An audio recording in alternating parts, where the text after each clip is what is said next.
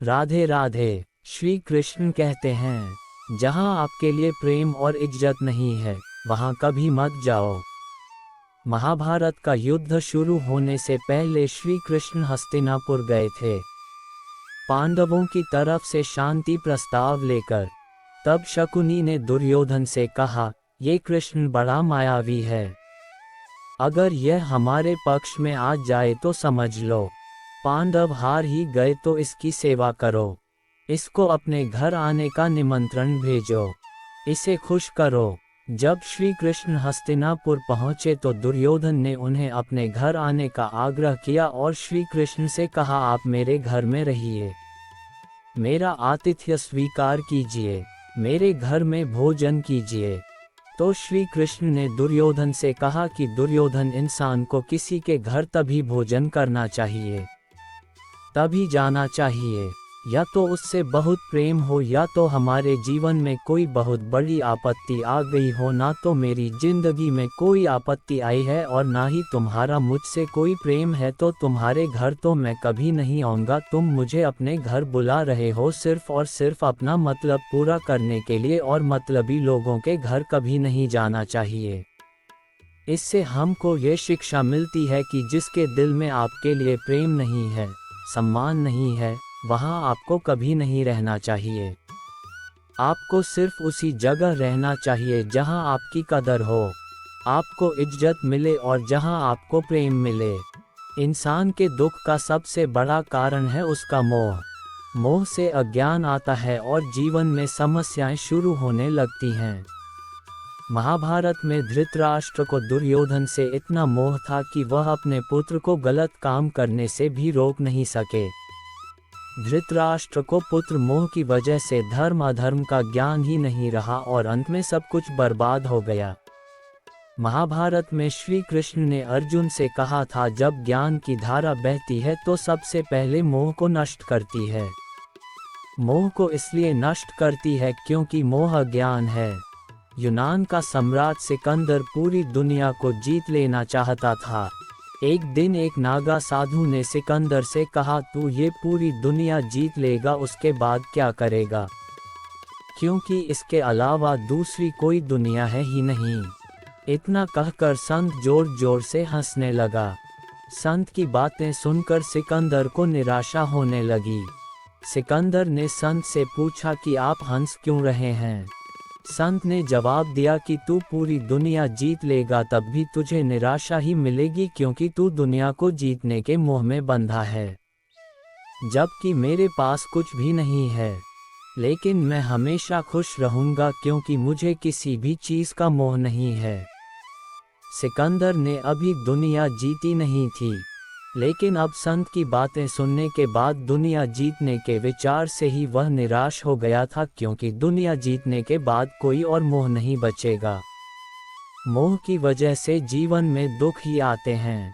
मोह घर परिवार से हो सकता है, सफलता का मोह हो सकता है, सुख सुविधा और मान सम्मान का मोह हो सकता है।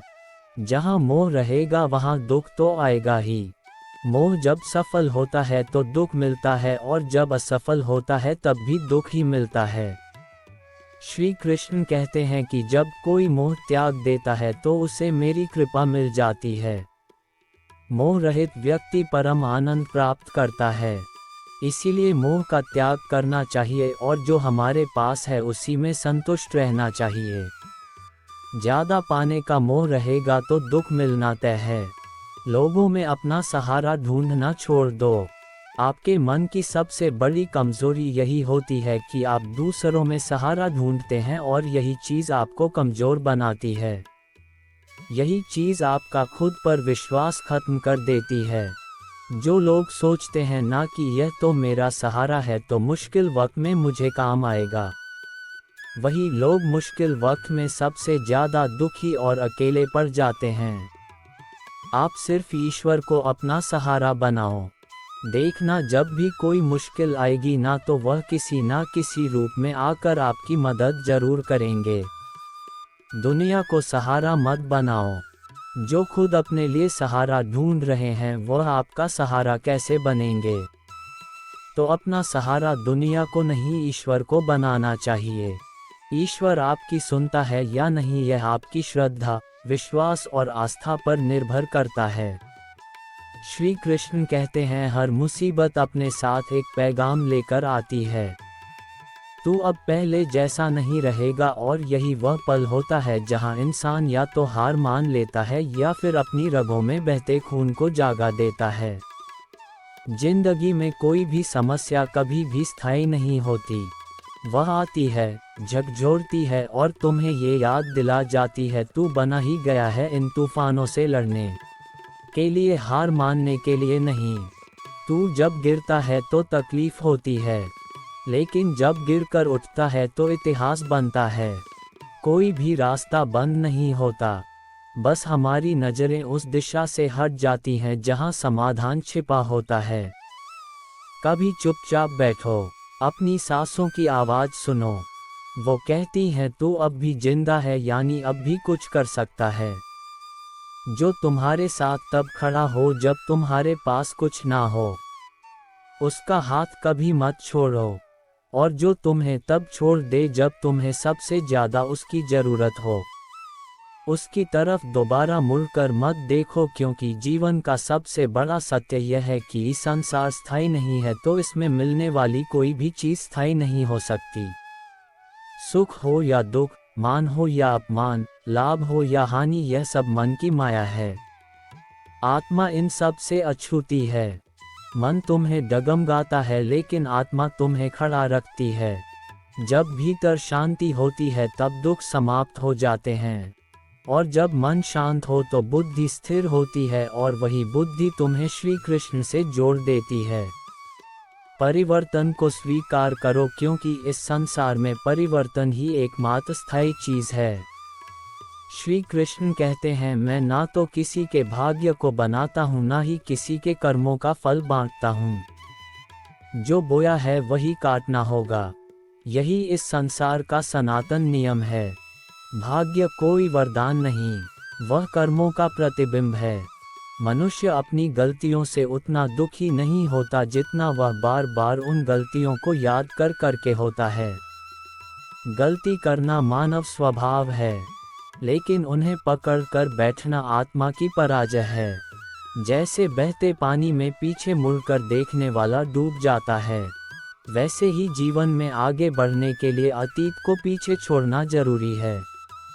आज जो तुम्हारे पास है वह कल किसी और का था, और जो कल तुम्हारा होगा वह आज किसी और का है।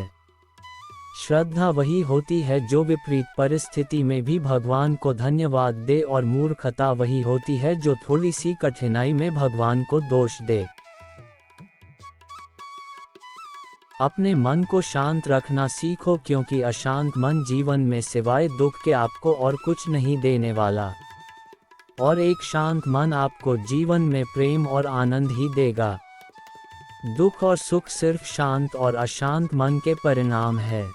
अशांत मन दुख को ही जन्म देता है और शांत मन परम आनंद को जन्म देता है। मन में शंकाओं को कभी जन्म ना दो, ये शंकाएं मन में गलतफहमियों के पहाड़ बना देती हैं, जिससे जीवन का सुख चैन छीन जाता है। तभी श्री कृष्ण कहते हैं कि मनुष्य को अपने मन को वश में रखना चाहिए। जो कोई अपने मन को वश में कर लेता है उसका मन उसका मित्र बन जाता है, और जो कोई अपने मन को वश में नहीं रख पाता उसका मन उसका सबसे बड़ा शत्रु बन जाता है। श्रीमद् भगवद गीता का 7वां अनमोल वचन यह है कि जिंदगी में कभी भी खुद को किसी का जरूरतमंद या मोहताज मत बनाओ, क्योंकि जब तक आप किसी के जरूरतमंद नहीं होते तब तक आपको कोई दुख नहीं पहुंचा सकता, कोई आपका फ़ायदा नहीं उठा सकता। जिस इंसान के आप ज़रूरतमंद हो जाओगे वह आपका लाभ उठाना शुरू कर देता है। जिस दिन आपने अपने जीवन को किसी का ज़रूरतमंद बना दिया उसी दिन से आपको उसकी गुलामी करनी पड़ती है।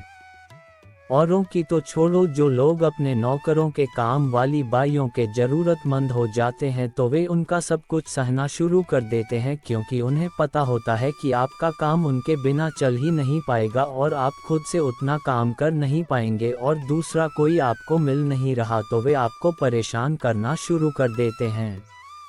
लेकिन जब उन्हें ये समझ आता है कि आप अपना काम खुद कर सकते हैं या आपको दूसरे 1000 ऑप्शन मिल सकते हैं तो वे चुपचाप अपना काम करेंगे। अब अगर आप कोई ऐसी नौकरी करते हैं जहां आपके बॉस के गलत होते हुए भी आप उसका टॉर्चर सहते रहते हैं तो उसको पता होता है कि आप उसके ज़रूरतमंद हैं और वह उसका पूरा फ़ायदा लेता है। और जिस घर परिवार में आप रहते हैं अगर वहां भी आप किसी के ज़रूरतमंद हैं तो वह आपको पूरा चूस लेता है, क्योंकि वहां आप 24 घंटे रहते हैं, कहीं और जा ही नहीं सकते। आपके सर पर चढ़कर नाचेगा वह इंसान और आपको पूरी तरह से अपने कंट्रोल में रखेगा। लोगों को बहुत मज़ा आता है अपने से कमज़ोर इंसान को अपने कंट्रोल में रखने में। आप चाहे हज़ारों के लिए अच्छा करो, चाहे हर वो काम करो जिससे उन्हें खुशी मिले, पर ऐसे लोग आपकी गर्दन को दबा के रखते हैं। आप में अगर कुछ प्रतिभा है तो आपके पंख ही काट दिए जाएंगे। हर वह कोशिश की जाएगी आपके साथ जिससे आप जिंदगी में कभी आगे ही ना बढ़ पाओ। किसी का मोहताज होना मर जाने से भी बदतर होता है। आपने कभी गौर किया कि आपकी जिंदगी वही लोग खराब करते हैं जिनके आप ज़रूरतमंद हो जाते हैं? आपका सारा दुख वहीं से आता है जिसके आप ज़रूरतमंद होते हैं। ज़रूरतमंदी सिर्फ शरीर या काम की नहीं होती, सबसे बड़ी ज़रूरतमंदी तो मन की होती है कि ज़िंदगी में कोई हमें चाहिए, हमें संभालने के लिए, नहीं तो हम खुश नहीं रह पाएंगे। अकेलापन लोगों से झेला नहीं जाता है। फिर कई बार आप ऐसे लोगों से जुड़ जाते हैं जो आपकी इस मन की ज़रूरतमंदी का पूरा फ़ायदा उठाते हैं। आप उनसे रिश्ता इसीलिए जोड़ते हैं ताकि आपकी ज़िंदगी में थोड़ी खुशी आए और वे लोग आपको खून के आंसू रुलाते हैं, आपकी पूरी जिंदगी नर्क बना देते हैं। याद रखना एक बात, माँ बाप के अलावा ऐसा दुनिया में आज तक कोई पैदा नहीं हुआ है कि आप जिसके ज़रूरतमंद बने और वह आपका फ़ायदा ना उठाए। इसीलिए ज़िंदगी में कभी भी खुद को किसी का ज़रूरतमंद या मोहताज मत बनाना। जो आपके साथ अधर्म करे, पाप करे, गलत करे, उसे दंड जरूर देना चाहिए। किसी के अत्याचार को सहन नहीं करना चाहिए। अगर आप उसे सहते हैं तो वह आपके साथ और गलत करता रहेगा। अगर आप उसे सहते हैं तो उसके पाप में आप भी भागीदार हो जाएंगे। महाभारत का युद्ध शुरू होने से पहले अर्जुन श्री कृष्ण से कहने लगे कि जिनसे मैं युद्ध करने जा रहा हूँ ये सब मेरे भाई हैं, मेरे गुरुजन हैं। मैं इनके सामने कैसे हथियार उठाऊं, इनको कैसे मारूं?